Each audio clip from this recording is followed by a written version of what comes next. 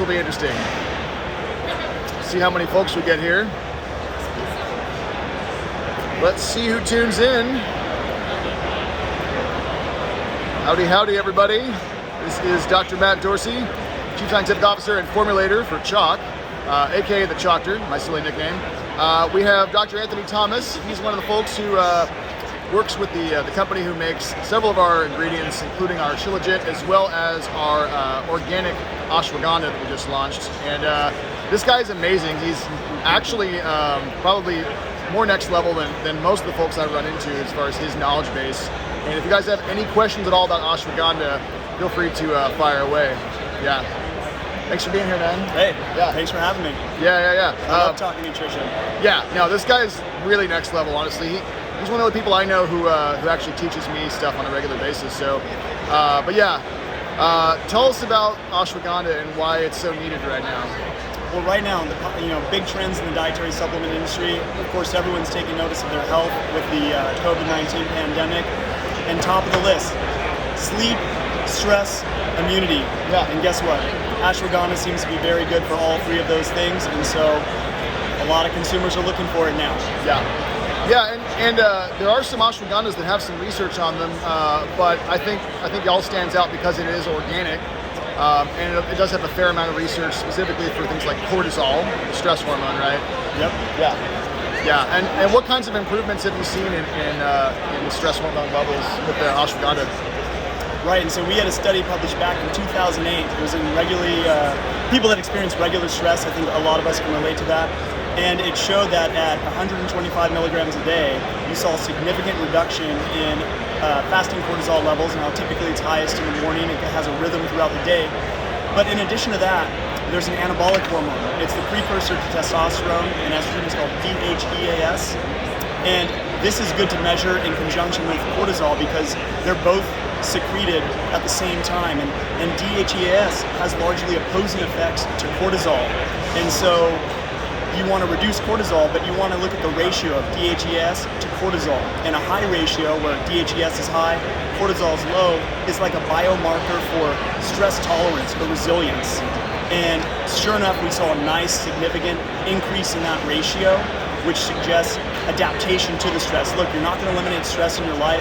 The goal is not to sedate yourself so that you don't experience stress and emotions, but you want to be able to handle these experiences so they don't have negative effects on your physical health. I'm sure a lot of people have heard that stress kills, and they associate type A personalities with heart attacks, even more so than other risk factors that we think of. And so it's really important. Stress is high for a lot of people in this country, and so we need to look at tools that can help us manage that stress. Yeah, stress is a pretty big deal for so many reasons. Also, when it comes to focus, a lot of people think focus means stimulants, right? Because we all just think that coffee means, or the only way to get more focused and to get work done is to stimulate yourself. But ashwagandha, one of the ways it actually is helping us focus and actually get what we need to get done is because it's actually having sort of a calming adaptogenic effect in the brain.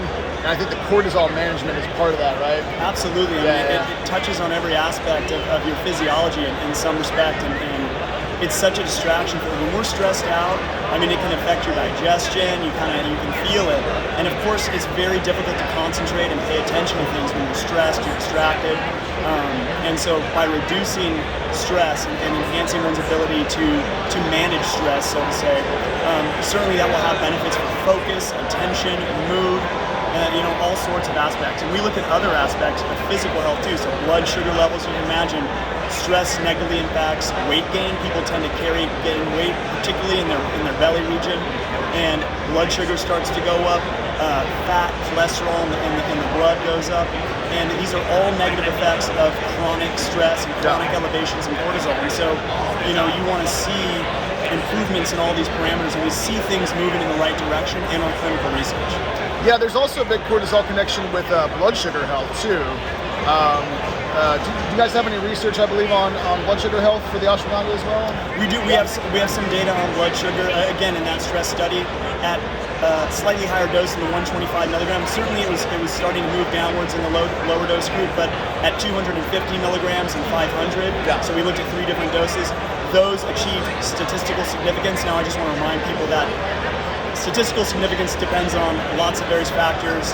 The population studied, the number of subjects, and that study was what we call powered, or the number of subjects was based on the primary outcome of that stress reduction, not the blood sugar. So maybe if we had a longer study or a larger study, more people, it would have been statistically significant. So I always tell people, look at the trends, look at the direction things are moving in, and that's a good sign that it is at least preventing increases as well. So you're reducing stress, and you're seeing improvements in some of these biological markers of stress. Yeah, I told you this guy was next level when it comes to the science.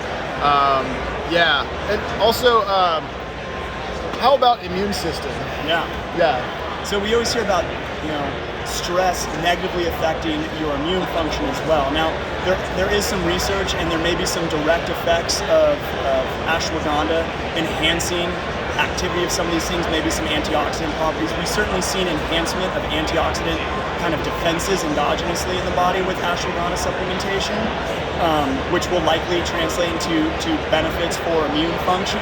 But I think at some of the lower dosing, I think a lot does have to do with this adaptogenic property of helping balance out your stress. So an adaptogen, it's not just going to augment, it may actually reduce levels of something if they're too high or if they're too low. It's kind of doing this, Yeah, exactly. It's trying to put things in that homeostatic balance, right? Yeah. And that your body's constantly trying to get back to that. Whenever it's outside of that balance, there's dysfunction, obviously. Yeah. And so by just trying to improve, by reducing stress, reducing that excess cortisol, curbing some of that excess inflammation that's associated with that chronic stress, your immune system's going to be able to operate better. And then other nutrients you take that you think of as supporting immune function more traditionally, like vitamin C, will be more effective, I think, too.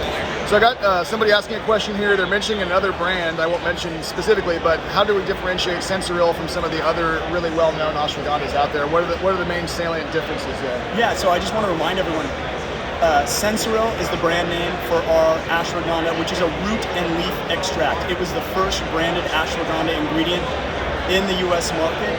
It was the first ingredient to use aerial parts of the plant, not just roots. Now, I want to remind everyone, all parts of the plant are considered medicinal and have been used in Ayurveda, the traditional holistic healing practice that originated in the Indian subcontinent thousands and thousands of years ago. But of course, root has received the most attention. Now, modern science is showing that all these parts of the plant contain various phytochemical bioactives that mediate the biological effects. Now, withanolides is a class of compounds, and then there's some related compounds. This is what ashwagandha is often recognized for. There's a lot more to ashwagandha than withanolides, everybody. But turns out the leaves is where a lot of these are made, and so of course they tend to be the richest source in the plant. The berries are high in withanamides. The roots, of course, have withanolides too as well, but there's differential levels in different parts of the plant, and just overall the leaves are a much richer source of what they call these secondary metabolites versus the roots. And what are those doing for us exactly? Right, so these are biologically active in the body, and they think they're mediating many of these health benefits, these what we call phytochemicals, chemicals derived from the plant. And they're present at different levels in different parts of the plant, but the leaves are a particularly rich source, and more research, more of it is what we call preclinical, so not in humans at this point, is showing the leaves themselves have many benefits. Some overlap with the roots. Sometimes it performs better in certain respects. And so we like the idea of both parts to complement each other. And so I can give you one quick example. Sure, yeah. The most studied and well-recognized withanolide is one called withaferin A. I mean, they're studying this for all sorts of stuff. They're looking at it for therapeutic potential in various different aspects.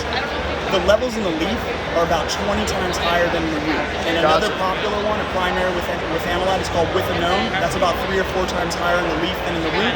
But then another primary one, withanolide A, it's about twice as high in the root than it is in the leaves. And so you can see the leaves are a rich source, but there's differential levels, and so by combining them, we feel we get a nice full spectrum of these beneficial compounds that can contribute to our health. What else is really cool is it's more efficient, so if there are active compounds in the leaf, why not use the leaf too?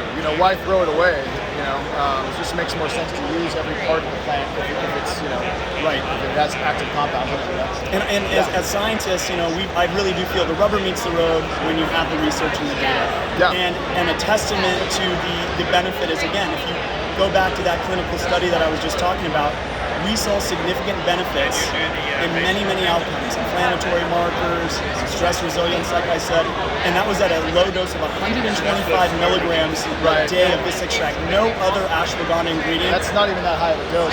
Ours, just so you all know, ours is 600 milligrams organic. That's the strongest on the market of this particular type. We did that to make sure that we matched all the clinical research that was at 500 and then added that little bit extra just in case. Right, so some of these other ashwagandha ingredients, they do have research as well, but one in particular, thinking of a lot of their research is at that 600 milligram mark. Another one was a few hundred milligrams. So sensual ashwagandha actually is the lowest effective dose that's substantiated by research for reducing stress and anxiety-like symptoms. So the good thing is there was a bit of a dose response as well. So while 125 worked well, 250 worked better, 500 worked even better. So when you guys are taking 600 milligrams of stuff, you can be very confident that you are getting a strong dose that's effective and been shown in many, many clinical studies to be beneficial.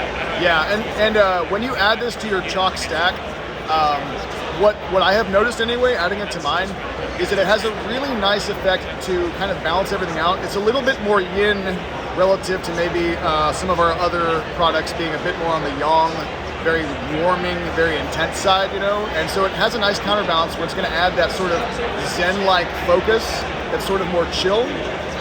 So I like it. It seems to really synergize a lot of the other CHOQ products. Yeah. I really love your product line, by the way, man. Oh, nice. Yeah. As a fan of nutrition and my doctorate's in nutritional biology, I look at his product line, and I've been in this dietary supplement industry now for over 6 years, and I formulated for a finished good manufacturer, and this is an awesome product line, you guys, and I'm not just saying that. If you look at what they're doing, they're using hefty doses, and they're honestly the highest cost premium ingredients in this industry. They're branded. They're supported by clinical research. This is an industry that has a lot of Me Too. People like to borrow science. These ingredients that he's using, and he's not fairy dusting, as we call it. He's putting the full amount and then some.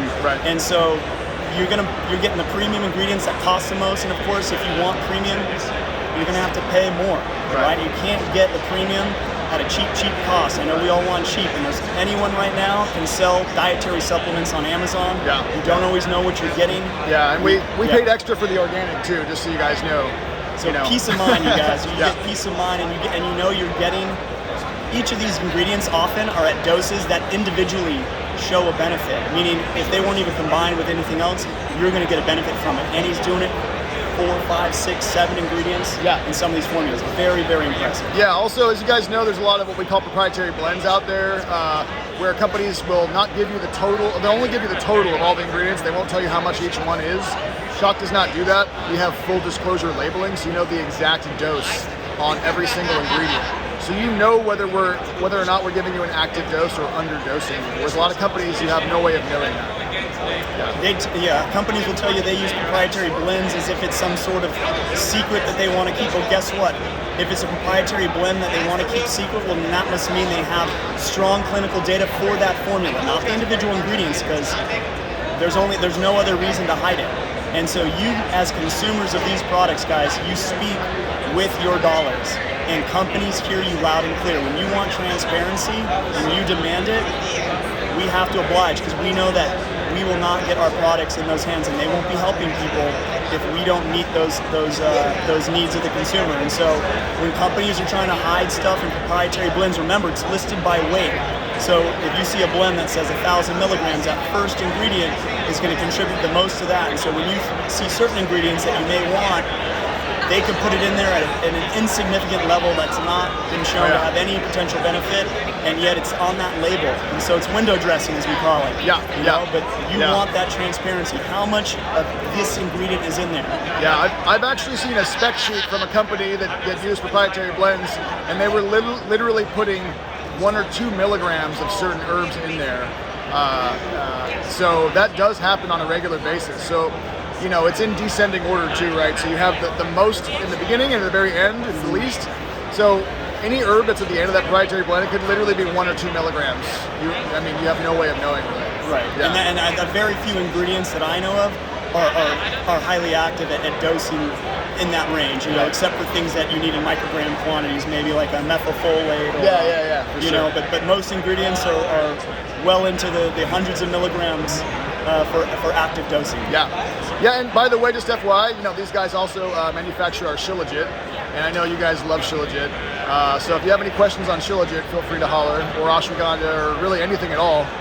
This guy's a wealth of information, so if you want to ask him anything at all, you know, feel free, or me, whatever, you know. I've been learning a lot about the Shilajit as well, like reading more about it, and it's become one of my new favorites. So I use that one daily. I take 1,000 milligrams of that guy in the morning. Yeah, a couple years ago, I honestly thought Shilajit was kind of overhyped. I didn't really look into it, and then I started taking it, and I did the research, and I was like, actually, no, this is legit. Like this, and now I don't ever skip a day. I take Shilajit literally just about every day. Same thing with ashwagandha. I feel like they're really synergistic too. Two of the best contributions from the Ayurvedic system, I think. Yeah, and it really complements a lot of, like, the Shilajit really can complement a lot of other ingredients. And for those of you guys watching,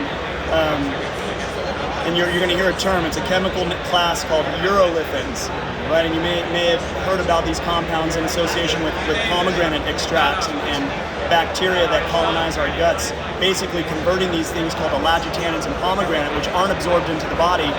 And they're like, well, how are these health benefits coming if these antioxidant compounds aren't being absorbed by the body? It turns out the bacteria are converting to these urolithins, which are well absorbed across the blood-brain barrier, and these things have been shown to have lots of benefits throughout the body. And so those of you interested in longevity and life extension stuff, mitochondrial function, some energy. I mean, every aspect of health is related to your mitochondrial function. Oh yeah, it's a big deal. Yeah, these urolithins, you're going to start hearing more about it, and there's more research focus on it. So usually it takes a while for the public to hear more about some of these breaking things in science, and you guys are going to be hearing a lot more about that. Shilajit is the richest natural source, but they're already producing synthetic sources for therapeutics right now. Yeah, and so somebody's asking if we need to take these ingredients for 90 days to see results, and that's based on, you know, sometimes we talk about using the Shilajit for 90 days, and some of our other products that have Shilajit, like daily, because they're specifically for healthy testosterone levels. There's some data at the 90-day point, right? Right. But you don't need to take it for 90 days to get results. You'll feel it way faster than that. I mean, I feel ashwagandha the same day. Over time, though, with a lot of these adaptogens, you will get better results with consistent use, but it doesn't mean you're not still going to feel it right away. Right. You know. And just remind everyone, look, in research, you know, we often report what we call the mean or the average or the median, but really there's a lot of variability in humans and their responses to things. So you know, be kind of intuitive to your individual response. But honestly, you know, we have research. So we have ashwagandha showing stress reduction benefits at 30 days, right? Even at the 125 milligram dose. And then it was further, you know, it was further augmented or improved by day 60, right? So you double that time, it improved. But again, like you mentioned, these adaptogens, they typically work best with regular use. Right? You may feel some benefit acutely. Often if you go a higher dose, you'll feel more of that effect. But at the same time, you know, a lot of dietary supplements are not what we call experiential. You know, if you have caffeine, most people feel the caffeine in their system. You take fish oil, you don't really feel fish oil. You don't really feel taking a lot of vitamins and different things. And I would say a lot of these ingredients, they tend to work better over time. So what I've noticed also with my clients, when I get a client on, for example, some adaptogens like ashwagandha and Shilajit, sometimes it sneaks up on you where you don't know how profoundly it's affecting you until you've been on it for several weeks, and then you stop and you're like, oh wow, okay, that really was helping me quite a bit. It can be sort of a slow burn, but I tell people 2 to 4 weeks for a lot of these adaptogens is a good down payment, you know, just to get the ball rolling. If you really want to just kind of like tweak the way that you view the world and act in the world, especially if you're somebody who has excessive amounts of stress in your life and you have an unhealthy relationship with stress, or you're really needing extra energy support, you know, a couple of weeks is a good place to start. But certainly with time, you get much better effects. I think and this stat was from like years ago that I came across, something that like about 80% of American adults feel or experience physical symptoms of stress. And so, you know, at over well over 300 million people in this country, many adults. Most of us are stressed, you know, we live in a modern... Especially recently. Yeah. I mean, the world has gone completely insane the last year. I don't know if anybody noticed, but it's probably one of the reasons that ashwagandha is so popular these days. Yeah, and of course there's healthy and unhealthy ways to deal with stress. So, you know, everyone's going to self-medicate in different ways. Some people with bad food or alcohol or whatever, and then other people with things like, you know, adaptogens or, you know, getting outside and earthing and meditating, right? There's a lot of different ways. Everyone's going to deal with stress. It's just a question of, are you dealing with it in a healthy way or an unhealthy way? Right. You know, and when our cortisol levels are a bit better, when we're not acting in sympathetic overdrive, we make better health decisions. We eat better, right? Because like, if you've ever been like really hangry, this happened to me recently, I mean, you know, you're just gonna eat whatever, right? Because you're just so hungry you don't even care, right? And part of the reason for being hangry is stress hormones, right? When your blood sugar goes below a certain set point, you have almost like a blood sugar thermostat in your body, and your body has to use stress hormones to bring it back up, to induce glycogenolysis, is that the right term? Gluconeogenesis, right, which is a really fancy term for the liver making sugar, right? Or glucose. Yeah. So okay, there's gluconeogenesis and glycogenolysis, right? Yeah, glycogenolysis is breakdown of glycogen or stored glucose, right? And then you have glycolysis, which is the breakdown of glucose, and this is where you generate energy. Nice. Yeah. All right, getting schooled a little bit here. Long story short, to bring your blood sugar back up, your body needs to use stress hormones, right? So it's one of the reasons, again, that ashwagandha is helpful for blood sugar health, because it's helping to support healthy levels of cortisol. Someone's asking where we are. Oh yeah, so we're actually in New Jersey, right over by New York City, and this is called Supply Side East. So I'm scouting out, trying to find the best ingredients possible for future CHOQ products, and trying to see if I can replace anything we have with anything that's better. Always trying to improve here. Yeah. Lots of great companies here with really good nutraceutical ingredients, doing great science. I've been on his side. It's a lot of fun. They do the show in Vegas. They call it Supply Side West. It's even bigger. They were saying, wow, it sounds pretty lively there. Yeah. Don't worry, everyone here's been vaccinated. They check us. we have masks on too, but yeah, no, that's a joke. No, I'm just kidding. But yeah, we're at the convention center. There they are. We're in New Jersey. Yeah. Secaucus, right? Am I pronouncing that correctly? It's actually my first time in Jersey. Oh yeah, I've never even been to this part of the country. Yeah. Oh, you live in Jersey? Okay. Oh, cool, nice. Yeah, and actually, I'm going to be chilling in New York for the next several days. I'll be here through Sunday, and just going to be sort of like running around the city doing random videos, and it should be a lot of fun. Got any other interesting questions for us? Let's see what we got here. Got some Jersey fans. Nice, that's cool. The company that makes Sensual Ashwagandha, they're headquartered in New Jersey, guys. Oh, really? Yep. Oh, cool. Okay. That's right, I forgot. Yeah. And you're going to I get to go to the headquarters for the first time. I've been with the company for a while now, but I work remote, and I live in California. Nice. Somebody says 10 days in, I already see my PR going up. My body's working so much stronger. PR. Is that personal record or? Personal record, maybe? You mean like in terms of lifting or? Yeah. How come you put ashwagandha over Shilajit? Oh no, we love both of them. Yeah, they match. They're very, very synergistic. I think what your needs are. But again, like Matt said, I do see a lot of synergism and really that Shilajit I think can complement lots of other minerals and vitamins and many ingredients in this industry. Yeah, absolutely. Also, someone was asking from a more traditional approach if Shilajit is more yang or yin, and I would say so. Yin and yang is from Chinese medicine, which is my domain. However, if I were to try to look at, even though it's Ayurvedic, right, I would say it's a little bit more on the yang side based on my experience with it than ashwagandha. It seems to be a bit more warming, and that kind of makes sense also considering its effects on energy levels, mitochondrial energy production, things like that. So I would say, relatively speaking, it's a little bit more on the yang side, given a more Chinese medicine type approach and the way that we classify things functionally in Chinese medicine. That would be my answer. Yeah. This is cool. I've never done one of these before. It's kind of cool. People are actually interacting with us. Yeah. No, our people are really cool. We have some of the best customers. We really do. Yeah. Women's hormones. Yeah. Hey, I can let you in on a little secret. We actually had recently conducted some research with the Shilajit in postmenopausal women and saw some pretty profound benefits. And so that research is going to be published soon. Nice. I'll leave it there. But that's awesome. certainly Yeah. some beneficial effects there. Cool. Yeah. And also, what would improvement in cortisol do for a woman potentially? Well, look, we all produce cortisol. It's funny what he was mentioning before, right? Its relationship to glucose or blood sugar.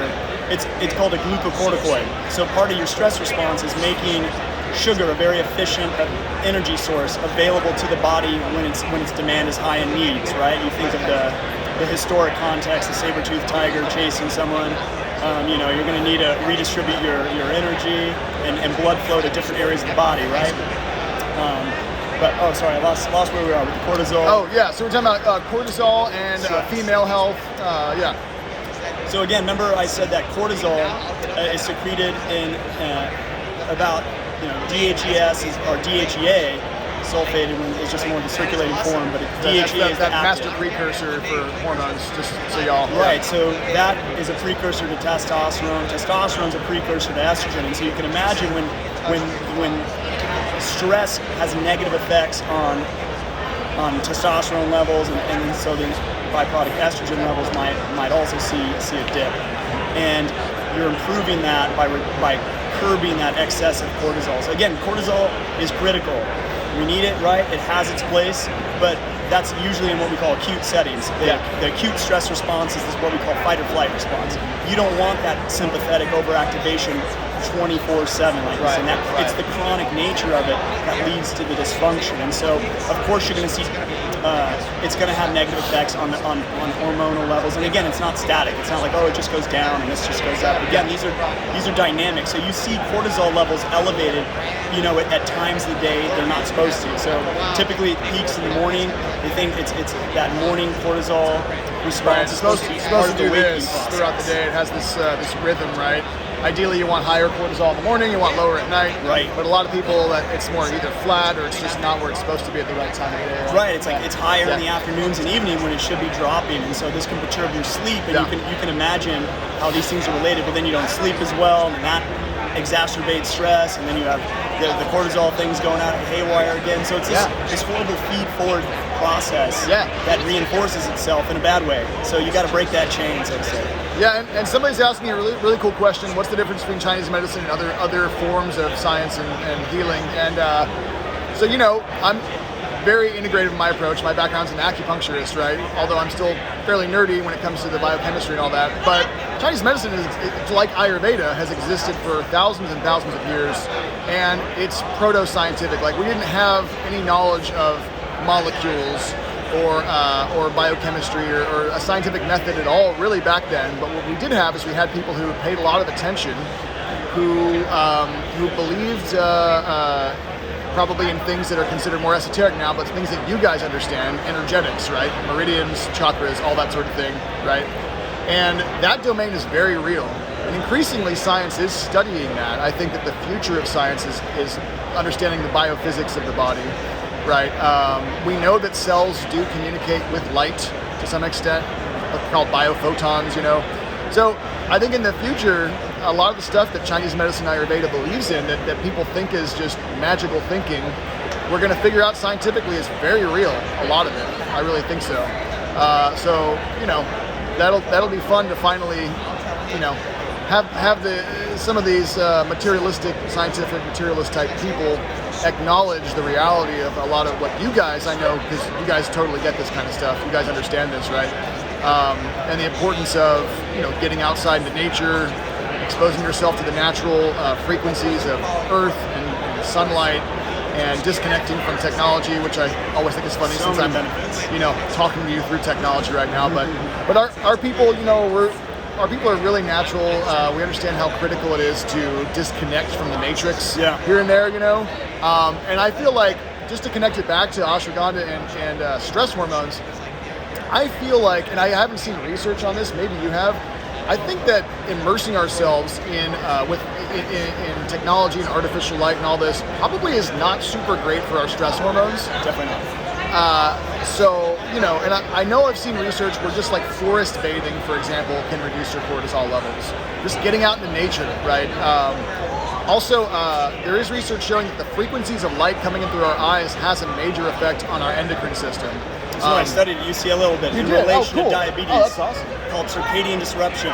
Oh, wow. So disrupted sleep-wake cycles, but also excess light at inopportune times. And you guys probably hear a lot about blue light, but there's more than blue light. Different wavelengths and also light intensity. Right. Affects melatonin, which really is not a requisite for sleep, but it's a coordinating, neuroendocrine signal to basically sync these endogenous clocks in your body, so that these organ systems that need to basically function in synergy together, right, to stay healthy. So I try to equate it to like a relationship, right, where it's like poor communication in a relationship can really lead to problems, right? Well, same with if you're getting excess light at night and you're not sleeping well, these systems don't communicate very well together, and it leads to metabolic dysfunction, and then this contributes to my background, which is, obesity development, and then what I would say cardiometabolic diseases, so diabetes, cardiovascular disease. So it's like sleep is critical, guys. Nutrition, sleep, getting physical outside, activity. Yeah, exactly. You do not want to be sitting all day. You do not want to be behind a screen. I have to do that for work. I literally wear protective glasses, but get up, move. You got to balance that out. Christina, you're exactly right. Disconnect from the matrix. And of course, that matrix metaphor works on so many levels, right? But part of being in the matrix is just staring into screens all day and not being outside, forgetting that we're biological creatures. Obviously, we're spiritual beings having a physical experience, but we're also biological, and we're not meant to be indoors under artificial light, staring into screens all the time. One of the reasons I like to wear those ridiculous glasses when I'm on here, they actually chill me out. I forgot to bring them on the trip. They chill me out, so it's easier to talk to you guys, but also just if I'm staring into a screen for a long period of time, I like to at least filter those blue frequencies. Very damaging to what they call macular pigment, which is like a protective shield, and so as that breaks down, if you guys have heard, the leading cause of vision loss in developed countries is macular degeneration, right? And so once you stop filtering that high energy blue light, which we basically have these internal sunglasses to do that, then it starts getting to those receptors and damaging them, and people, you lose contrast sensitivity and all these other things initially, but then it starts to lead to vision loss, and it's not something that we know is reversible yet, that I know of at least, but you could supplement certain nutrients to support levels of macular pigment in your eye. So there's direct effects, but then, like we were just saying, it also affects your neuroendocrine system. Pineal gland. Yep, exactly, and your pituitary gland, right? This is secreting all these hormones, and it just becomes dysregulated. Yeah, so your eyes, are connected to the pineal gland through the retinohypothalamic tract, I think it's called, right? And the pineal gland also is a direct magnetoreceptor on top of that. So not only does it take inputs from light coming into the eyes, it's directly sensitive to magnetic fields and electromagnetic fields. They call it a magnetoreceptor. I know you guys are always asking about the pineal glands, right? So scientifically, we know that there's some evidence that you can actually navigate, that animals use the pineal gland to navigate, because they've actually taken the pineal glands out of birds and it's affected their navigation abilities. They've also done a study where people had a harder time navigating when they put a magnet up against their head, suggesting that the pineal gland or some other magnetoreceptor quality in the brain helps us actually navigate according to Earth's magnetic field lines. So it just shows you how much we still haven't figured out. And the kinds of information and fields that the body is probably sensitive to that we still don't understand. So there are probably multiple other senses that science will discover. We probably have direct electromagnetic sensory perception on some level, but we probably just detect it as more of an intuition or a feeling versus data. But yeah, we're swimming in the field of EMFs, and I know that electromagnetic frequencies, there's some research showing that they actually do behave as free radicals, or the body does need more antioxidants to compensate for certain EMFs. So I think one of the reasons also that people need to be taking more adaptogens and more natural products than maybe we otherwise would is because we're absorbing these EMFs that can sometimes rob our free radicals from the body. So we need those extra adaptogens and antioxidants to deal with those free radicals that are generated by these human-made EMFs. I think someone's talking about light in the eyes things here. We can maybe help them. Glasses, they've heard that glasses are bad. Like I'm sorry, I think maybe we spoke broadly, but we're not saying you have to wear glasses that filter certain wavelengths of light all the time. Obviously when you're in direct sunlight, sometimes it's good to have UV protection, which can damage your eyes if you're in the sun too long, right? But it is important to get natural light, and even blue light, which we just said can be damaging early on in the day. This helps sync your internal clocks and things. But what I'm saying is late at night, particularly if you're on a screen all day too, you can feel it. It will fatigue your eyes, they'll dry. And again, what I'm saying with the macular pigment, too much of that blue light, which again, we have not evolved to stare at high energy light sources all night or all day, right? And particularly not at night, right? So in my research looking at melatonin and sleep-wake cycles and circadian disruption, we've essentially conquered the night as a species, right? Our night is illuminated for the most part, but many of these lights emit just high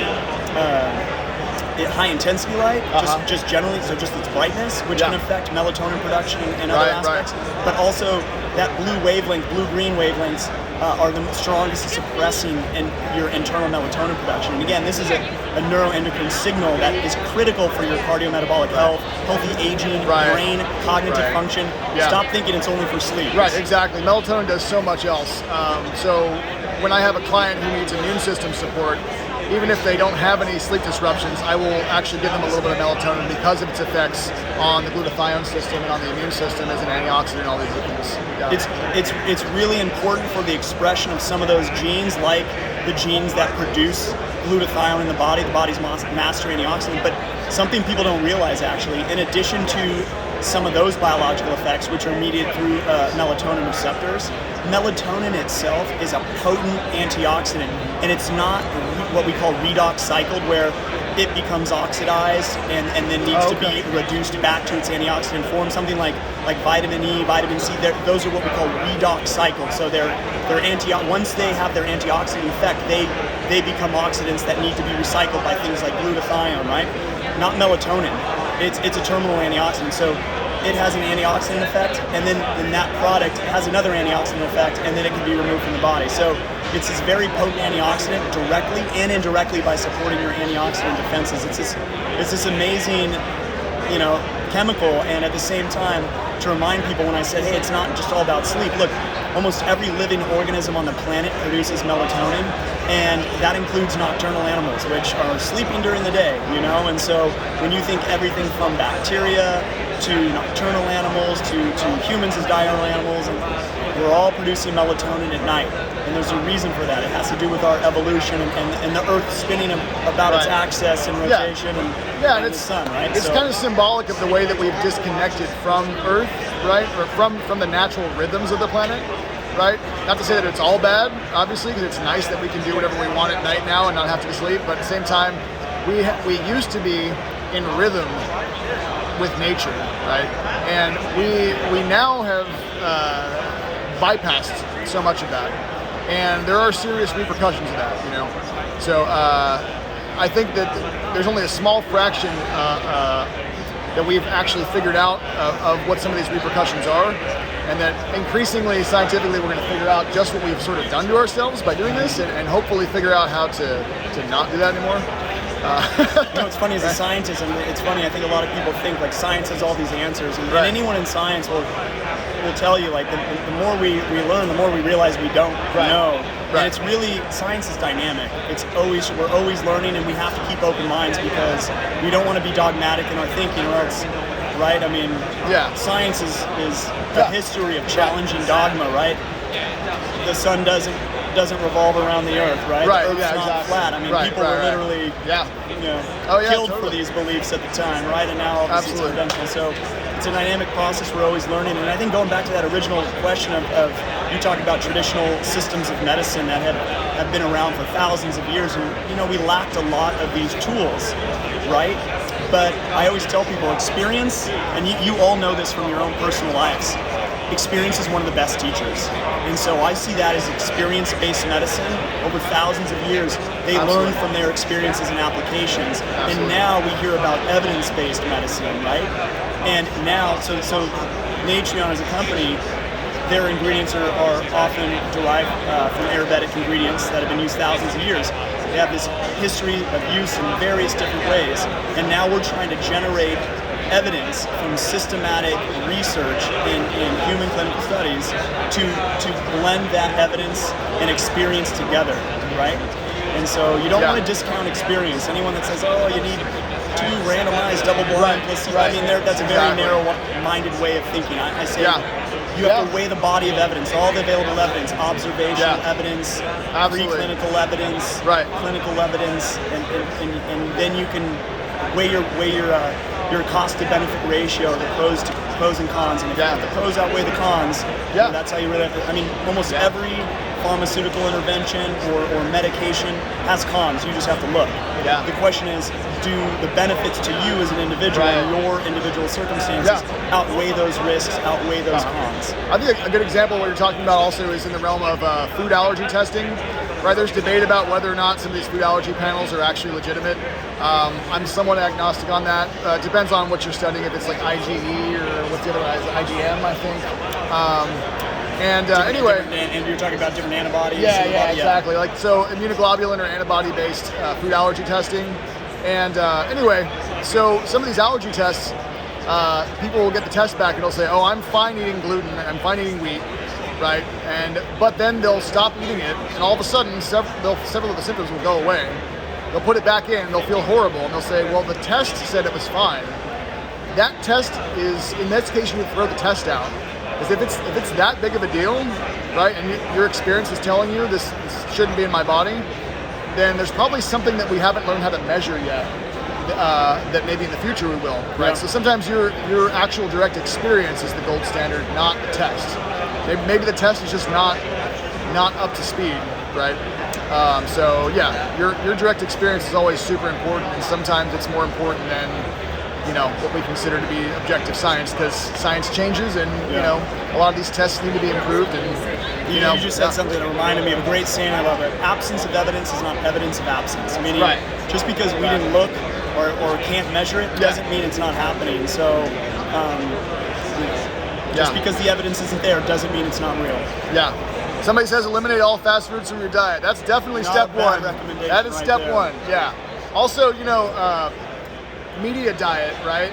So a lot of people, most of you guys, right, obviously don't eat fast food. I'm saying probably 99% of you guys don't do that regularly anyway.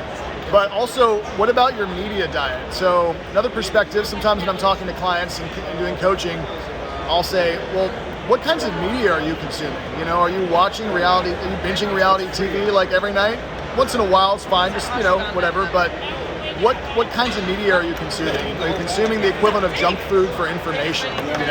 And so sometimes social media, there's quality social media like this, and then there's not so quality. And so that's another take on it too. Is just, are you feeding your mind something that's actually helpful and making you smarter and more inquisitive, or are you feeding something that's just sort of keeping you asleep, and just sort of vegging out? Which a little bit of that is fine, but you don't want to overdo that. So, let's see what else we got here. Fake sugar, that's bad. Not good. No. We post. We'll definitely be posting this for sure.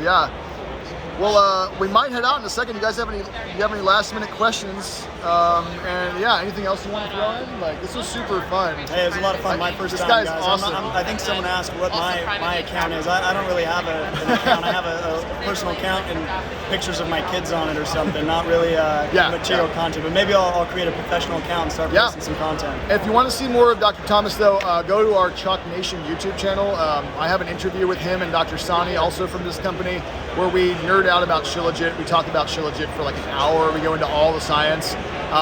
It's called Deep Dives with Dr. Dorsey.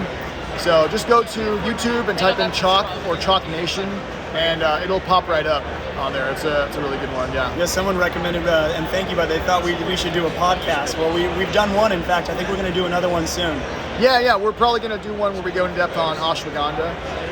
And also, these guys make our organic amla extract that's in Action 2.0. And that amla is really cool. A lot of people don't know what amla can do for them. So we'll have to go in depth on that one too. It's got the highest, I think, antioxidant, at least by this test called NORAC, highest antioxidant potential of I think any fruit, or it's among the top fruits in the world for antioxidant. We think of blueberries, and I love myself some blueberries and strawberries and stuff, but I never heard of amla fruit, and wow, it's a potent antioxidant, and it shows it too. That's the strongest antioxidant we have is our Capros amla extract. Yeah, and it boosts glutathione synthesis. It has a lot of really other cool properties. Great classic Ayurvedic herb. We love Ayurvedic stuff, you know, and these guys are doing it right when it comes to Ayurvedic ingredients. Yeah, all right, well, this was super fun.